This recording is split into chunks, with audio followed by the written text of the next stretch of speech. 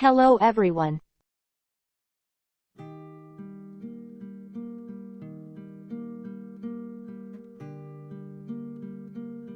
Today, I'm going to be talking about the last two areas of the deep sea.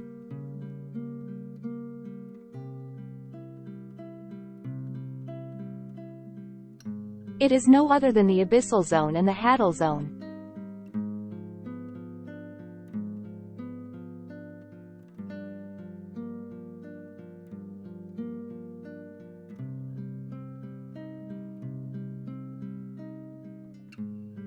Let's start off with the Abyssal Zone.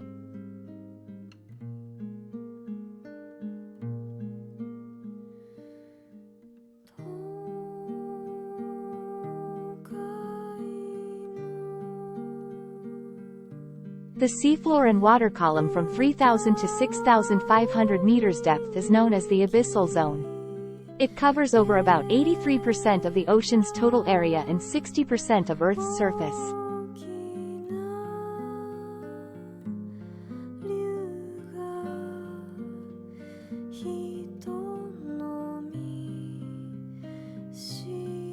This region also contains a much higher concentration of nutrient salts, like nitrogen, phosphorus, and silica, due to the large amount of dead organic material that drifts down from the above ocean zones and decomposes.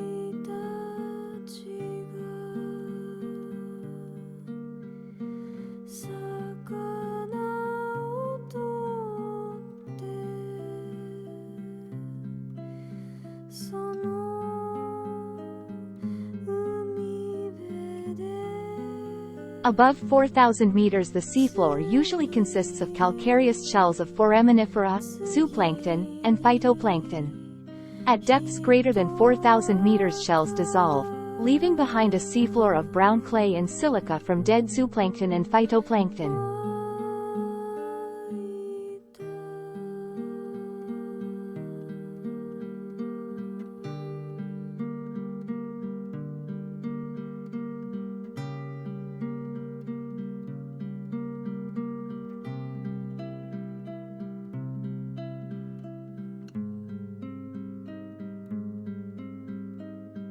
At depths greater than 4,000 meters shells dissolve, leaving behind a seafloor of brown clay and silica from dead zooplankton and phytoplankton. Chemosynthetic bacteria support large and diverse communities near hydrothermal vents. This is how they survive.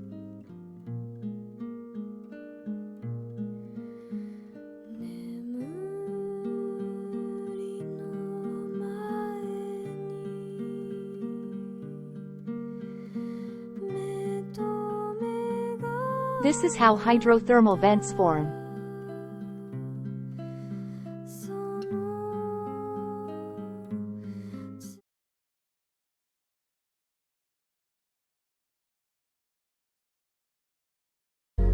They form here because the rifting of tectonic plates creates fissures in the crust and allows hot magma from deep within the earth to rise closer to the seabed. Upper parts of the sea floor are very permeable. Cold seawater enters and percolates down through the crust where it becomes superheated and takes up minerals from the surrounding rocks. This mineral-rich fluid then jets back into the ocean at extremely high velocities and temperatures exceeding 400 degrees Celsius. As the fluids mix with cold seawater, the dissolved minerals precipitate out in smoke-like billows and build towering chimney structures on the sea floor.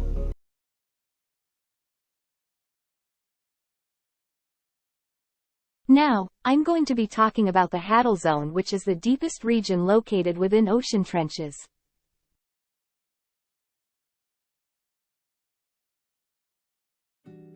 The term, hadal, referring to areas deeper than 6,000 meters.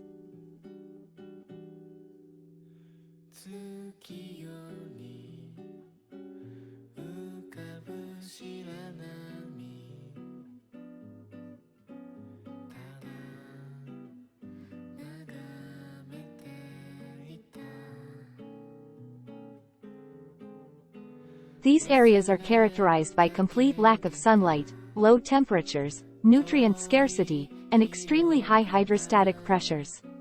The major sources of nutrients and carbon are fallout from upper layers, drifts of fine sediment, and landslides.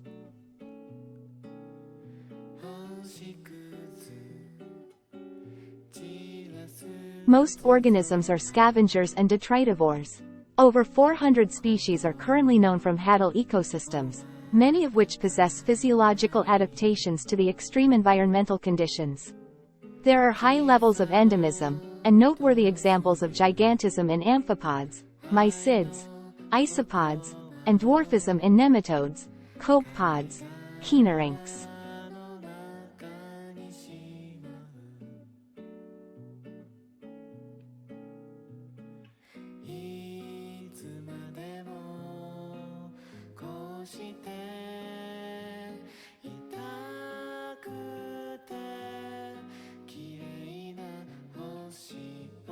Similarities between hadal and abyssal zone.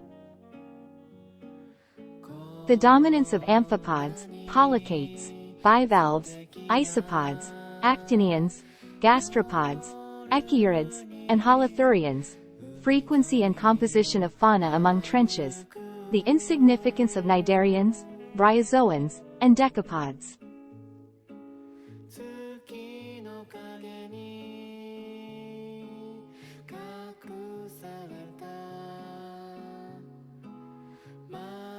The abundance of fish being higher in the abyssal zone. Echinoderms dominate the abyssal zone, while arthropoda becomes most dominant in hadal zones. The abyssal zone has higher species richness than hadal zones.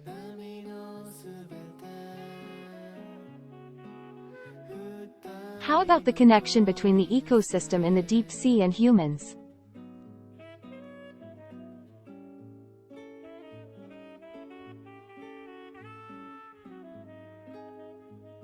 This is an overview of the result of human activities have done to the deep sea. As you can see, the litter from the surface of the waters end up in deepest area of the sea.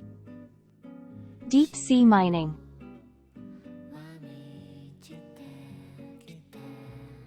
Deep sea mining is the process of extracting and often excavating mineral deposits from the deep seabed. This is where they are usually done.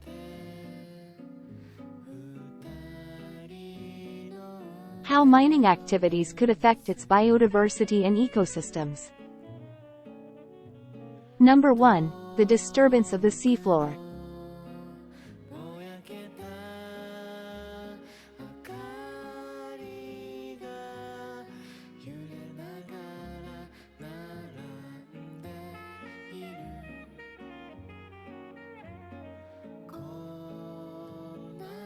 Number 2. Sediment plumes.